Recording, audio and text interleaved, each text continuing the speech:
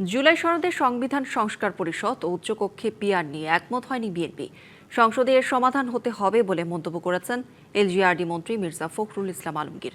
দুপুরে রাজধানীর শেরে বাংলা কৃষি বিশ্ববিদ্যালয়ে এক অনুষ্ঠানে বিএনপি মহাসচিব আরও বলেন, জুলাই সনদ সহ চলমান রাজনৈতিক বিষয় নিয়ে বিতর্ক থাকলেও তা নিয়ে অপরাজনীতি করার সুযোগ নেই। বলেন, জুলাই সনদ সই করার সময় যেসব বিষয়ে বিএনপি একমত নয় সেসব বিষয়ে নোট অব ডিসেন্ট রেখেছে। এছাড়া অনেক বিষয়ে বিএনপির আপত্তি থাকলেও জনগণের প্রত্যাশা দেখে তাতে রাজি হয়েছে দলটি।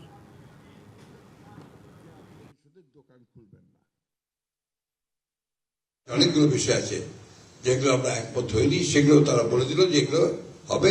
আর এই নির্বাচনের পরে যারা নির্বাচিত হবেন তারা আপনার সংবিধান সংস্কার পরিষদ গঠন করবেন। আমরা এটার সঙ্গে একমত একেবারেই হইনি, কারণ এটা কোনো নজির নেই।